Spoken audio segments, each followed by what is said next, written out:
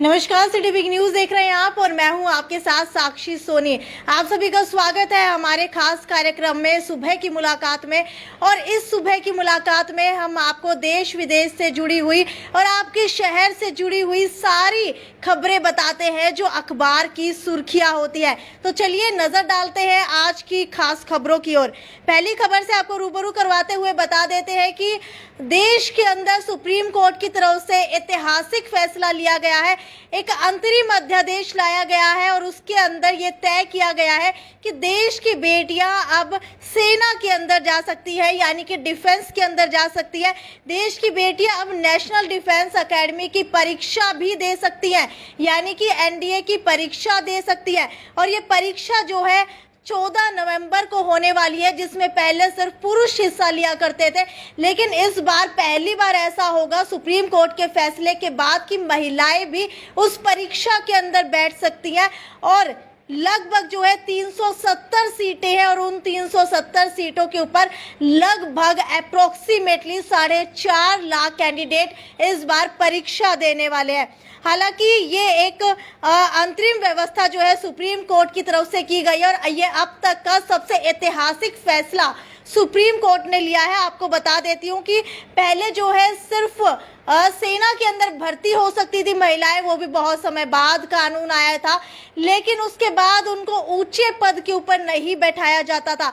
लेकिन अब वो काम करने के साथ साथ सेना भर्ती के अंदर आने के साथ साथ एनडीए की प्रवेश परीक्षा जब देंगी तो उसके बाद सैन्य सेवाओं के साथ साथ उनका प्रमोशन भी हो सकता है और वो प्रमोशन करके सेनाध्यक्ष भी बन सकती है। ये अब तक की सबसे बड़ी जानकारी जो है मिल रही है, ज़्यादा से ज़्यादा शेयर करते रहिए।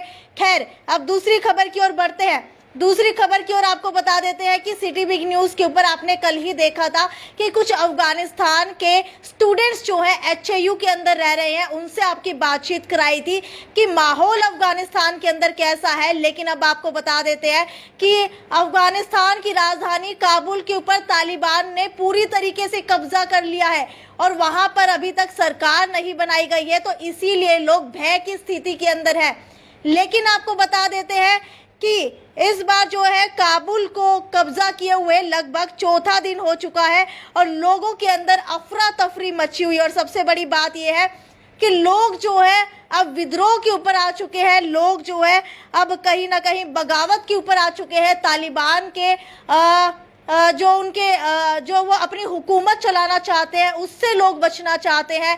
तो लोगों ने जो अफगानिस्तान के अंदर रह रहे हैं अफगानी लोग, उन्होंने क्या किया है, उन्होंने किया है कि अपना राष्ट्रीय ध्वज जो है हर जगह फहराना शुरू कर दिया है और तालिबान का सफेद रंग का जो झंडा है वो उखाड़ फेंका है।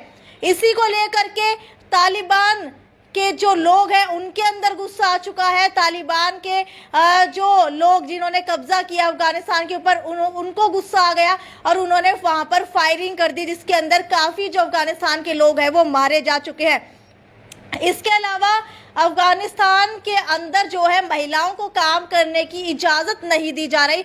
हालांकि तालिबान की बात की जाए तो तालिबान के प्रवक्ता ने पहले दिन कहा था कि महिलाओं को काम करने की इजाज़त जो है दी जाएगी। लेकिन आपको बता देती हूँ कि जो एक न्यूज़ एंकर है शबनम नाम की, अफगानिस्तान न्यूज़ चैनल के नाम से उनका न्यूज़ चैनल है, हालांकि वो जो है हफ्ते बाद न्यूज़ चैनल प्रसारित करने के लिए आई थी, लेकिन उनको जो है अंदर नहीं जाने दिया गया। दफ्तर के ऊपर ही हथियारबंद तालिबानी खड़े थे और उन्होंने उस महिला न्यूज़ एंकर को जो है जाने के लिए कह दिया गया और उसको वहां पर कहा गया कि अब जो है चीज़ें बदल चुकी हैं, अब आप यहाँ पर काम नहीं कर सकते, यानी कि महिलाओं के काम करने के ऊपर भी रोक लगा दी गई है अफगानिस्तान के अंदर। चलिए खैर, तीसरी खबर की ओर बढ़ते हैं। तीसरी खबर के अंदर आपको बता देते हैं कि सत्ताधारी पार्टी भाजपा सरकार, जी हाँ, भाजपा सरकार ने 18 और 19 तारीख को अन्नपूर्णा उत्सव बनाया है और सभी गरीब को लगभग जो है आपको बता देती हूँ अन्न दिया है। लेकिन वो अन्न कैसे दिया है, वो अन्न ऐसे दिया है कि खाली अन्नपूर्णा दिवस 2 दिन मनाया गया, 2 दिन मनाने के अंदर अंदर उनको गेहूं राशन जो है वो दिया गया, और वो भी किसके ऊपर दिया गया, वो दिया गया जो थैली कट्टे हैं उनके ऊपर भाजपा की फोटो लगी हुई है, प्रधानमंत्री नरेंद्र मोदी की लगी हुई है, जिसको लेकर के जो किसान है उनके अंदर गुस्सा भरा है। और किसानों ने इसको लेकर के 6 जिलों के अंदर जो है अन्नपूर्णा कार्यक्रम उसका विरोध किया है, 42 कार्यक्रमों का विरोध किया गया है। और आपको बता देते विरोध कहाँ कहाँ हुआ है। वैसे तो विरोध बहुत सारी जगह हुआ है, लेकिन मुख्य तौर के ऊपर सिरसा, हिसार, जींद और करनाल के अंदर अहम तौर के ऊपर विरोध किया गया। और अगर हिसार की ही बात की जाए तो हिसार के अंदर आपको बता देते हैं कि आजाद नगर के अंदर कल किसान और रैपिड एक्शन फोर्स की टीम आमने सामने थी। जो श्रम एवं रोजगार मंत्री हैं अनूप धानक, वो इस कार्यक्रम के अंदर आए हुए थे और उनको काले झंडे किसानों ने दिखाए हैं, और जाखड़ के अंदर तो टेंट तक उखाड़ के फेंक दिए हैं।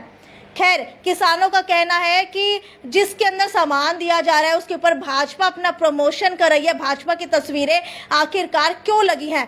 और अगर अन्नपूर्णा दिवस मनाया जा रहा है तो साल के 365 दिन क्यों नहीं मनाया जाता, सिर्फ 2 ही दिन सिर्फ प्रमोशन करने के लिए ही उन्होंने ये अन्नपूर्णा दिवस क्यों मनाया है। खैर, अगली खबर की ओर बढ़ते हुए आपको बता देती हूँ कि हरियाणा के 5 बार मुख्यमंत्री रहे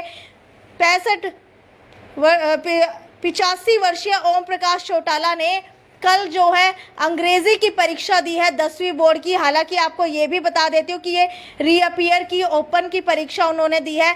नेशनल ओपन के अंदर अंग्रेजी विषय का 10वीं के अंदर होना अनिवार्य था, लेकिन जिस समय ओम प्रकाश चौटाला थे उस समय अंग्रेजी विषय अनिवार्य नहीं था, तो उन्होंने अंग्रेजी की परीक्षा नहीं दी थी। लेकिन अब 12वीं का रिजल्ट उनका अटका हुआ है, क्योंकि उन्होंने 10वीं की परीक्षा के अंदर अंग्रेजी का पेपर नहीं दिया था, इसीलिए अब वो दोबारा से अंग्रेजी का पेपर दे रहे हैं। लेकिन सबसे अहम बात यह है कि उम्र ज़्यादा होने के कारण ओम प्रकाश चौटाला ने बोर्ड से मांग की थी कि उन्हें एक राइटर दिया जाए। राइटर यानी कि ओम प्रकाश चौटाला उनको जवाब बताएंगे और कोई भी एक व्यक्ति जो है उनके साथ बैठ करके लिख रहा होगा, क्योंकि इस उम्र के अंदर उनका हाथ जो है अब लिखने लायक नहीं रहा है।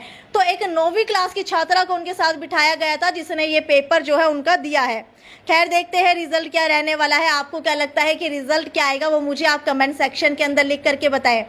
अगली खबर की ओर आपको बढ़ते हुए बता देते हैं कि हिसार के अंदर जो है लगातार क्राइम बढ़ता जा रहा है। कल की ही बात है, दिन दहाड़े टैक्सी स्टैंड के ऊपर 3 युवक आते हैं, एक गाड़ी के ऊपर हमला करते हैं, गाड़ी का शीशा तोड़ते हैं, और जो व्यक्ति गाड़ी के अंदर मौजूद होता है यानी कि गाड़ी चालक, उसको अगवा करके ले जाते हैं। हालांकि रिपोर्ट करवा दी गई है, FIR हो गई है, लेकिन अभी तक कोई भी सुराग नहीं लगा है। खैर, ये तो यहीं तक की खबरें थी, और ये कार्यक्रम हमने इसलिए शुरू किया है क्योंकि अगर आप लोग बहुत जल्दी के अंदर होते हैं और सुबह सुबह अखबार नहीं पढ़ पाते हैं, तो आप लोग एक ही बार के अंदर जो भी महत्वपूर्ण खबरें हैं सुबह की वो देख सकते हैं। खैर, ज़्यादा से ज़्यादा शेयर करते रहिए। ये थी साक्षी सोनी की report, city big news bureau.